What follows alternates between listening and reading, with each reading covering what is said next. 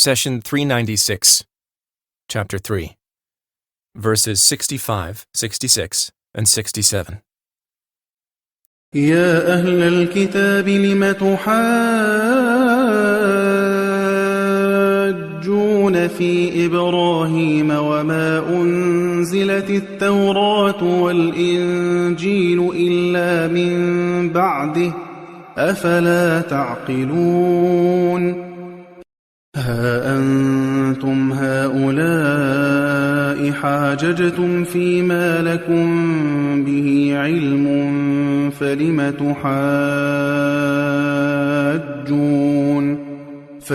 تحاجون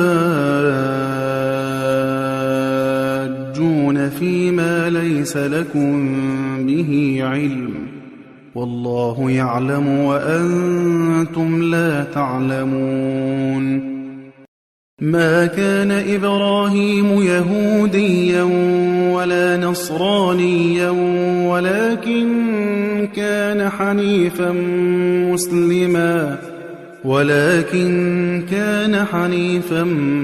مسلما وما كان من المشركين. People of the book, why do you argue about Abraham when the Torah and the Gospel were not revealed until after his time? Do you not use your intellect? Chapter 3, verse 65.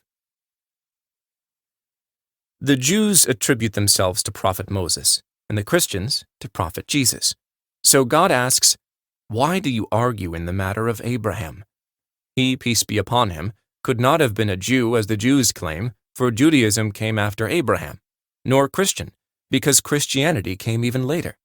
Then why the disagreement? God says, you argue about some things of which you have some knowledge, but why do you argue about things of which you know nothing? God knows, and you do not. Chapter 3, verse 66. There were many disputes among the Jews and Christians over the authenticity and content of their scriptures, but that does not mean making a controversy out of every issue. God is your creator and the creator of Abraham, and he knows best. He says, Abraham was neither a Jew nor a Christian, but he was one inclining toward the truth, a Muslim. He was never of those who associate partners with God. Chapter 3, verse 67. Abraham, peace be upon him, is Khalilu Allah, the dearest to Allah. He was neither a Jew nor a Christian because both faiths came well after him.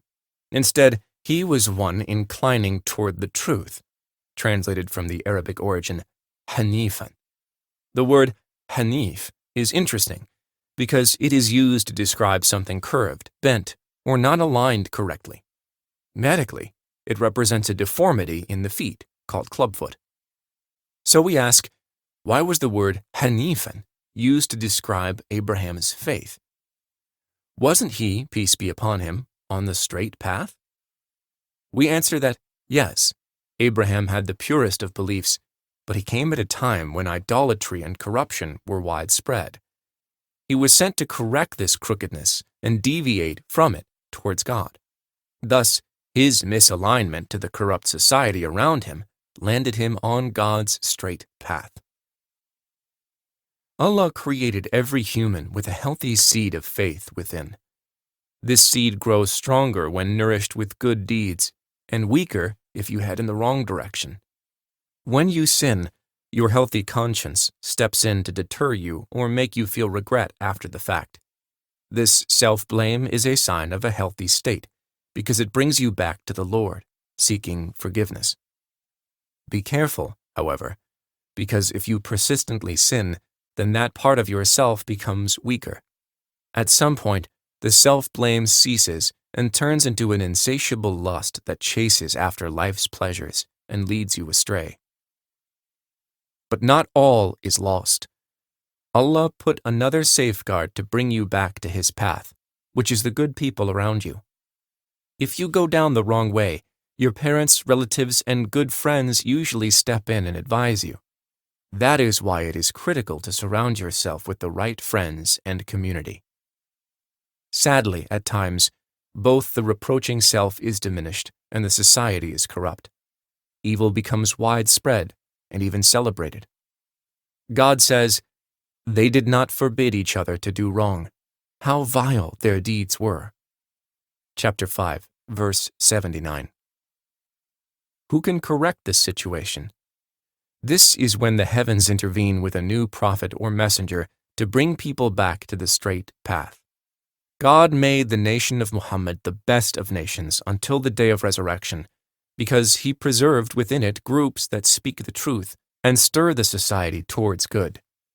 He says, "You are the best community, singled out for people. You order what is right, forbid what is wrong, and believe in God." If the people of the book had also believed, it would have been better for them. For although some of them do believe, most of them are lawbreakers. Chapter 3, verse 110. Since no prophet will come after Muhammad, we, as Muslims, are tasked with preserving the light of faith till the day of judgment. Our duty is to command good and forbid evil. Allah guaranteed that the nation of Muhammad would never lack people of integrity in any era. As for previous nations, it was necessary to send new messengers when all the candles of righteousness were extinguished within the community. Prophet Abraham, peace be upon him, was sent to such a community, mired in corruption and idol worship. His task was to incline people back towards moderation and pull them out of ignorance. Allah sent His messenger to restore the flame of faith within each soul and within the community. However, being on the straight path is difficult, especially when people all around you are corrupt. Allah warns us against abusing religion to fulfill worldly desires. He says, "The Jews and the Christians will never be pleased with you unless you follow their ways. Say, God's guidance is the only true guidance. If you were to follow their desires after the knowledge that has come to you, you would find no one to protect you from God or help you." Chapter 2, verse 120. In the 135th verse of Surah Al-Baqarah, God instructed Muhammad to reply to those inviting him to leave his religion. Say, "Rather the religion of Abraham, inclining towards the truth," and he was not of the polytheists. Abraham is the father of the prophets, and heavenly religions do not differ in their core principles, so why can't we call the Jews and Christians followers of Abraham? We answer that Judaism and Christianity have been distorted over time. Abraham, peace be upon him, could not have been a Jew, considering the distortion that occurred in their creed. For the same reason, he could not have been a Christian. Rather, he was one inclining toward the truth, a Muslim.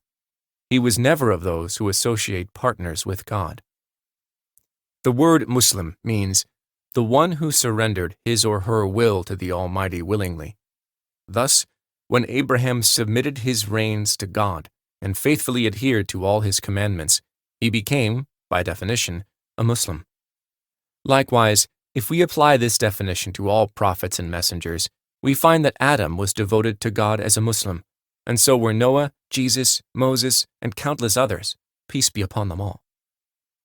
God says, "In matters of faith, He has laid down for you the same commandment that He gave Noah, which we have revealed to you, and which we enjoined on Abraham and Moses and Jesus. Uphold the faith, and do not divide into factions within it.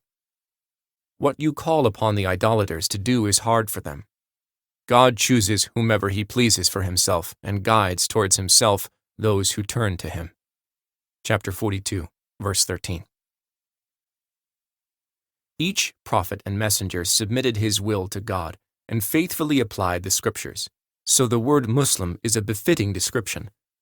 The heavenly religions were concluded with the message revealed to our beloved Muhammad.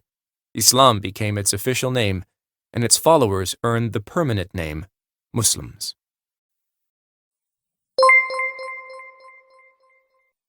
The Prophet, peace be upon him, said, "Convey my teachings to the people, even if it is only a single verse." Please take a moment to subscribe and to share with your family and friends. Visit us at www.qurangarden.com ayat.com.